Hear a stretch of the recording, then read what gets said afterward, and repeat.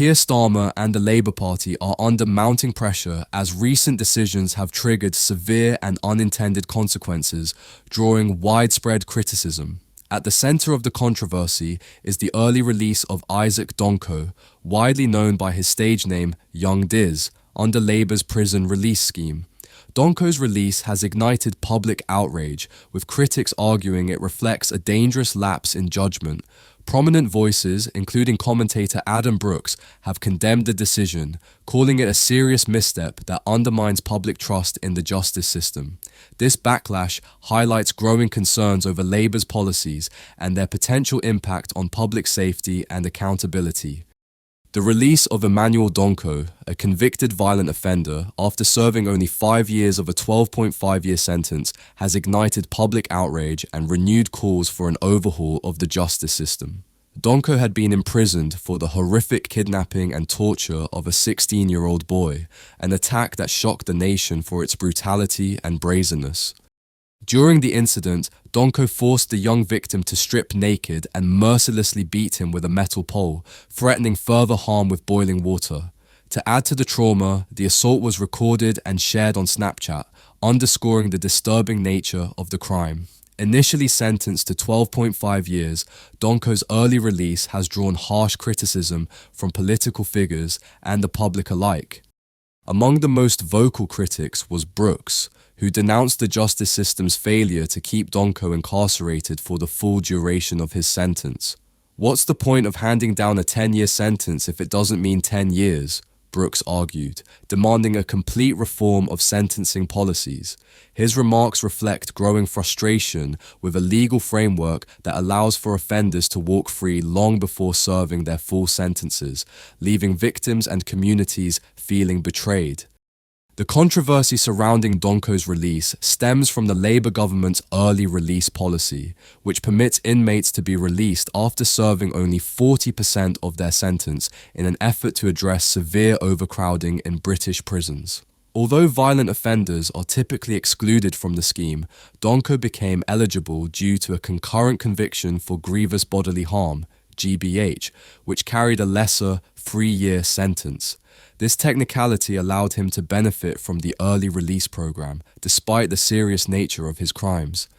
Labour leader Keir Starmer has publicly expressed frustration with the early release scheme, clarifying that his support was reluctant and motivated by the need to alleviate the growing crisis in Britain's overburdened prison system. However, this justification has done little to quell the anger of those who see Donko's release as emblematic of deeper, systemic failures. Critics argue that prioritizing prison management over justice undermines public safety and diminishes accountability for serious offenders. The Donko case has reignited debates about sentencing reform and the balance between prison capacity and justice for victims. As the public calls for tougher measures and clearer sentencing rules, the government faces mounting pressure to ensure that violent criminals serve their full terms. With trust in the system at stake, many now demand immediate reforms to prevent similar cases from occurring in the future. The question remains, will political leaders act swiftly to restore faith in the justice system, or will they allow policies designed to ease overcrowding to continue eroding public confidence? The public response to Donko's release has been overwhelmingly negative, with many accusing the government of jeopardizing public safety by allowing violent offenders to leave prison early. Critics argue that the decision reflects misplaced priorities, suggesting the government is more focused on freeing up space for peaceful protesters than addressing the risks posed by dangerous criminals. The backlash highlights growing concerns about the Labour Party's approach to justice and public safety, raising questions about whether the government is striking the right balance between upholding free speech and ensuring public safety. Nigel Farage is ramping up efforts to bolster Reform UK's political clout by targeting disillusioned Conservative councillors for defection, as the party gears up for the crucial 2025 local elections. In a sweeping campaign, Farage has reached out to 1,352 Tory councillors, urging them to abandon what he described as a broken Conservative Party that has lost touch with its core values. Farage's strategy seeks to capitalise on growing divisions within the Tories and rally local leaders behind Reform UK's promise of renewed national pride and traditional values.